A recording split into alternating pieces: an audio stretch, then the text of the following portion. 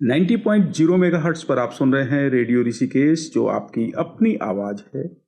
इस समय हम हैं देहरादून में और हमारे साथ हैं हमारे खास मेहमान डॉक्टर आर.पी. कुकसाल सर। आप कृषि एवं उद्यान विशेषज्ञ हैं। सर, आपका स्वागत है रेडियो ऋषिकेश में। धन्यवाद। सर, इन दिनों बात हो रही है पौष्टिक अनाज की। उत्तराखंड में कितनी संभावनाएं हैं पौष्टिक अनाज के उत्पादन और उससे एक किसान की आर्थिक उन्नति की?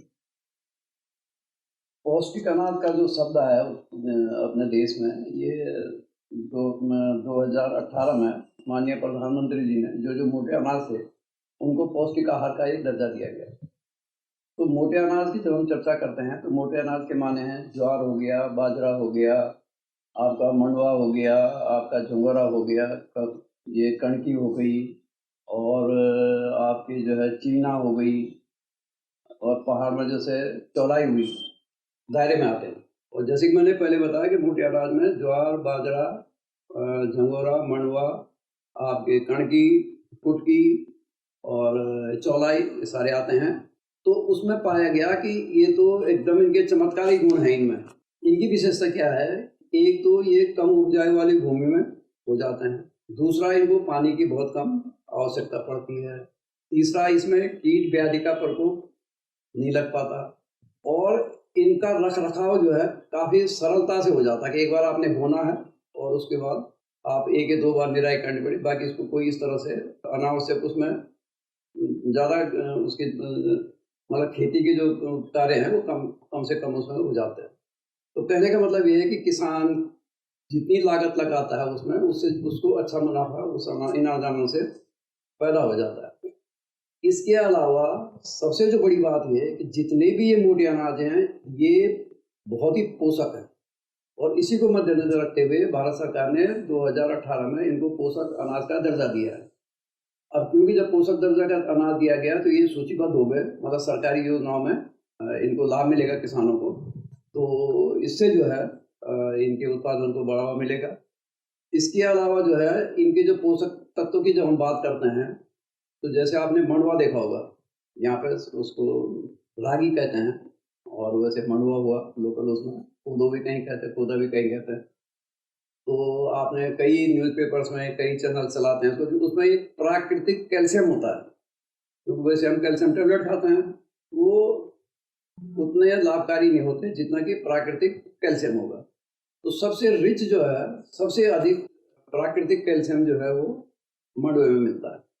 और उसी का एक सुखद पहलू ये भी है कि यहाँ का मंडवा उत्तराखंड का, कई बार आपने देखा होगा कि विदेशों में भी जा रहे हैं, यहाँ पे बिस्किट्स भी बना रहे हैं, और उसका जो है काफ़ी सदुपयोग कर रहे हैं लोग। इसी तरह से जो झुंगारा होता है हमारा, सांवा जिसको कहते हैं, उसमें एंटीऑक्सीडेंट प्रॉपर्टी होती है। एंटीऑक्सीडेंट माने जो हम खाना खाते हैं तो उसमें जो हमारे फ्री रेडिकल्स वगैरह होते हैं, तो वो उससे खाने से वो कम मात्रा में होते हैं। दूसरा, उसमें ग्लूटीन जो है वो नहीं होता, जो कि गेहूँ में अधिक मात्रा में पाया जाता है। शुगर पेशेंट के लिए वो काफ़ी अच्छा होता है। इसी तरह से मोटे अनाजों में जो है वो आपके क्या कहते हैं उसको, इनमें जो है प्रोटीन बहुत अधिक मात्रा में है, इनमें विटामिन्स बहुत अधिक मात्रा में है, इनमें लवण बहुत अधिक मात्रा में है। तो इस तरह से ये पोषक अनाजों की इनको संज्ञा दी गई। इसी को मद्देनजर रखते हुए भारत सरकार ने श्री अन्न करके योजना चलाई है, और आने वाले समय में निश्चित रूप से उस योजना का लाभ उत्तराखंड के किसानों को मिलेगा। जहाँ तक उत्तराखंड परिप्रेक्ष्य की हम बात करते हैं, तो पहले यहाँ पे मोटे अनाजों की फसलें काफ़ी अच्छी होती थी, और क्योंकि पहाड़ की जो खेती है वो तो टोटली जो है वर्षा आधारित खेती है, और यही सर्वाइव कर पाते थे। और जैसे विभागीय आंकड़े जो कृषि विभाग के हैं वो ये कहते हैं साहब कि पहले 1 लाख से भी ऊपर उसमें जो है जैसे आपका ये मंडवा होता था। लेकिन धीरे धीरे जब गेहूँ और व्यावसायिक फसलों पर, गेहूँ धान पर लोगों ने ध्यान दिया तो इनका रकबा धीरे धीरे कम होता गया, और आजकल ये कि 80,000 हेक्टेयर का इनको बताते हैं। तो आने वाले समय में निश्चित रूप से यहाँ के किसानों के लिए ये बहुत ही लाभदायक होगा। और फिर आज के परिप्रेक्ष्य में जो आज की हमारी जीवन शैली है, जिसमें हमें बैठ के ज़्यादातर काम करना पड़ता है, या उसमें फिजिकल लेबर बहुत कम है, तो इसके लिए तो ये मोटे अनाज एक किस्म से वरदान है, क्योंकि इसमें जो है आपको प्रोटीन मिलेगा, कार्बोहाइड्रेट कम मात्रा में मिलेंगे।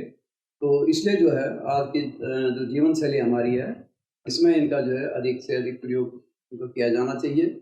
और हर जागरूक नागरिक का जो है ये कर्तव्य है कि इसमें जागरूकता पैदा करें। अधिकतर स्कूलों में, हमारे स्कूलों के जो टीचर्स हैं वो बच्चों को बताएं, क्योंकि बच्चे ज़्यादा समझते हैं। बच्चे को अगर टीचर कह दे कि बेटा हेल्दी फूड क्या है, आजकल देखता हूँ आप इंग्लिश मीडियम में, तो उनको वही रटे हुए हैं। लेकिन अगर स्कूलों में भी वो अगर वो कम्युनिकेट कर रहे हैं, उनको ये बताएं कि भाई ये हेल्दी फूड के माने ये मोटे अनाज हैं, कि आप इनका सेवन करें, तो इस तरह से इसका प्रचार प्रसार करना होगा। और विदेशों में तो आपने देखा होगा, जैसे कॉर्न फ्लैग हो गया, आपका ओट हो गया, ये सब पहले से ही वो चले आ रहे हैं, ब्रांडिंग लोग कर रहे हैं। तो हमें भी जो है अपनी इसमें ब्रांडिंग करनी चाहिए, और आने वाला समय जो है वो निश्चित रूप से ये मोटे अनाज होता है। सर, हम मोटे अनाज की बात कर रहे हैं, इसकी पौष्टिकता की बात कर रहे हैं। मंडवे की रोटी को तो चूने की रोटी भी कहा जाता है, मैंने सुना है ऐसा। हाँ। और पहाड़ में जब हम देखते हैं, जब हम पहाड़ में जाते हैं, एग्रीकल्चर कर रहे लोगों से, खासकर महिलाओं से जब आप बात करते हैं, तो वो बताते हैं कि साहब हमने तो खेती छोड़ दी है। उसकी वजह भी बताते हैं कि जंगल से आने वाले पशु जानवर वो हमारी खेती को नुकसान पहुंचा रहे हैं। और पहाड़ में भी खेती जो है, एक खेती यहाँ है, दूसरी खेती वहाँ है, तीसरी खेती वहाँ है, तो नियंत्रित करना और उस पर काम करना बड़ा आसान नहीं होता है। ऐसी स्थिति में किसानों को क्या करना चाहिए कि वो अपनी खेती को भी बचा कर रखे, और जो हम पौष्टिक अनाज की हम बात कर रहे हैं, मंडवे की, झंगोरे की बात हम कर रहे हैं, वो भी हमारा अन्न उत्पादन होता रहे और किसान की आर्थिक तरक्की भी होती रहे। बहुत सही प्रश्न किया आपने। सचमुच में आज के तारीख में अगर आप कहीं भी चर्चा करेंगे पहाड़ में जा कर के, तो किसानों की यही समस्या होती है। वो तो बार-बार हम लोग भी जब जाते हैं उनको समझाने का प्रयास करते हैं, तो वो यही कहते हैं साहब कि हमें पूरी समझ है, समझाने की ज़रूरत नहीं है। हमें बंदर और सुअरों से आप निजात दिलवाइए। इसके लिए सामूहिक प्रयास करने होंगे। सरकार की तरफ से बहुत अच्छी-अच्छी योजनाएँ हैं। मैं मनरेगा में लोकपाल भी रहा, तो मैंने जाके देखा तो कई गाँव में लोगों ने बड़े अच्छे-अच्छे काम किए हैं इसमें। क्योंकि मनरेगा एक इतनी सुंदर योजना है कि पूरे गाँव को अच्छा खासा पैसा मिलता है। तो मेरा सभी सम्मानित प्रधानों से, जनप्रतिनिधियों से अनुरोध रहेगा कि वो पूरे गाँव के, पहले भी पहाड़ों में सार पद्धति होती थी, और हर सार को पत्थरों की दीवारें बनी होती थी। हमने तो बचपन में देखा, पूरे पत्थरों की दीवार पूरी रहती थी, जानवरों के जाने का रास्ता अलग रहता था। पूरी इस तरह से जो है उनको जंगली जानवरों से बचाने के लिए पूरी पत्थर की मजबूत दीवार बनी होती थी। तो दीवारबंदी करने से जो है शोर तो कम से कम रुक जाएँगे। मैं भी उत्तरकाशी गया था, तो 1-2 जगह देखा, तो वहाँ उन्होंने जो है पूरी दीवारबंदी कर रखी है पूरे मनरेगा के पैसे से। और यहाँ तक कि मनरेगा के पैसे से 1-2 लोगों को वो बंदर भगाने के लिए भी रखते हैं। भले ही मनरेगा में बंदर भगाने का कोई प्रावधान नहीं है, लेकिन उनकी आपसी समझ है। दूसरा, सरकार की एग्रीकल्चर कृषि विभाग जो है घेरवाड़ के लिए पैसा देता है, उद्यान विभाग देता है। एकीकृत कृषि योजना, विकास योजना के अंतर्गत जो है काफ़ी सहूलियतें हैं। तो किसानों को चाहिए कि उसका लाभ लें। और दूसरा जो मैं अनुरोध करूँगा कि सामूहिक खेती करें। मतलब सामूहिक खेती के माने ये हैं कि अगर बरसात के टाइम पे मोटे अनाजों की खेती करनी है, तो सब एक ही उसमें करें, मोटे अनाज की खेती। और मतलब सामूहिक खेती करें पूरा, तो उससे अपने आप ही बंदर और ये जानवर जो है कम प्रकोप होगा। जब खेत खुले छोड़ेंगे तो उनको जब आना जाना उनका फ्रीक्वेंटली रहेगा, उनको कोई रोक टोक न होगी, तो उसको नुकसान पहुंचाएंगे ही पहुंचाएंगे। लेकिन जहाँ जहाँ जो है, जब हम फील्ड में जाते हैं, तो जिन गाँव में पूरी खेती आबाद है, तो वहाँ जो है इस तरह के जो है वो नुकसान कम हो पा रहे हैं। तो ये सब सामूहिक प्रयास करने पड़ेंगे, सरकारी योजनाओं का लाभ लेना पड़ेगा। और भारत सरकार की और राज्य सरकार की इस दिशा में काफ़ी अच्छी-अच्छी योजना है, उनको लाभ लें किसान। सर, उत्तराखंड में पौष्टिक अनाज, मंडवा, झंगोरा हमारे को, जनमानस को कितनी खाद्य सुरक्षा प्रदान करता है? बहुत सही प्रश्न है आपका। निश्चित रूप से खाद्य सुरक्षा की दृष्टिकोण से ये बहुत ही ये प्रमुख फसलें हैं हमारी। आप देखेंगे कि अन्य फसलें जो हैं वो बहुत जल्दी खराब हो जाती हैं। जैसे सब्जियों की हम बात करते हैं, वो तो दूसरे तीसरे दिन खराब हो जाती हैं, बेचते हुए हरी हरी सब्जियाँ। बाकी टमाटर, बंद गोभी, फूल गोभी 1 हफ्ते में खराब हो, इनकी शेल्फ लाइफ बहुत कम होती है। अनाजी फसलों में भी गेहूँ, धान ये भी ज़्यादा दिन तक नहीं रह पाती, गेहूँ देखें कहीं घुन लग जाएगा, कहीं कुछ। लेकिन मोटे अनाज, चाहे ज्वार है, चाहे कणकी है, चाहे आपका मंडवा है ना? चौलाई है, तो ये 15-15, 16-16 साल तक को कोई नुकसान नहीं होता। दूसरा, कितनी ही विपरीत परिस्थितियां हों, मगर सबसे बड़ी बात यह है कि वो अनाज को हम सुरक्षित रख सकते हैं, कोई दिक्कत नहीं। सबसे बड़ी बात इसके उत्पादन में यह है कि आपकी सारी फसलें नष्ट हो जाएं गर्मी से, अधिक बारिश से, कीड़ों से, बीमारियों से, ये जो है उत्पादन आपको मिलेगा ही मिलेगा। ये जो है आप अमूमन देखिए खेतों में अन्य फसलें सब नष्ट हो जाती हैं जब आकाश बढ़ता है, धूप पड़ती है, लेकिन इनकी ये जो है इनके पौधे खड़े रहते हैं।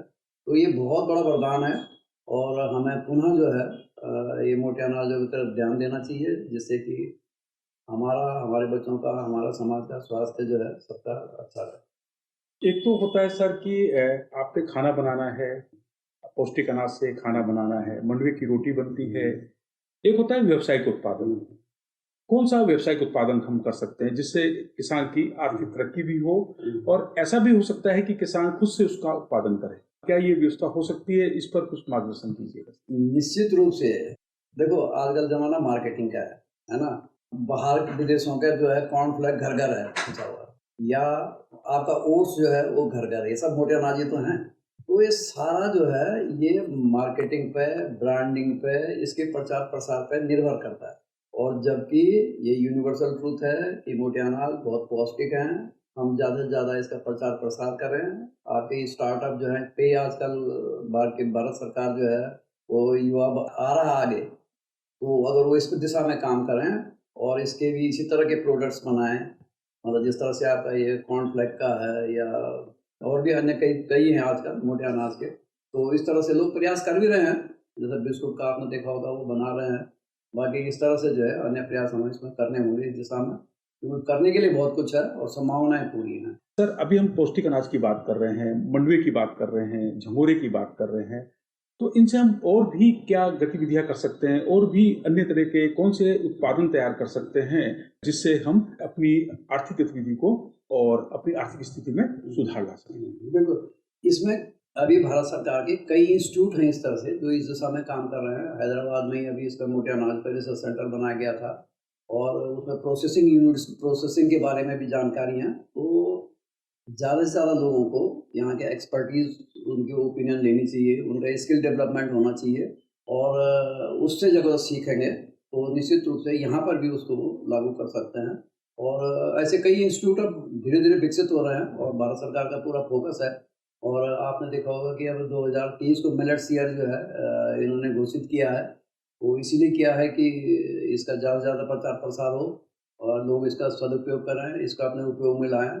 और उत्पादन भी तभी बढ़ेगा जब इसकी मांग बढ़ेगी और मांग बढ़ने के इसके पूरे-पूरे चांसेस हैं, क्योंकि सारे लोग अब कोविड काल में सबने देख लिया, हर आदमी हेल्थ कॉन्शियस है।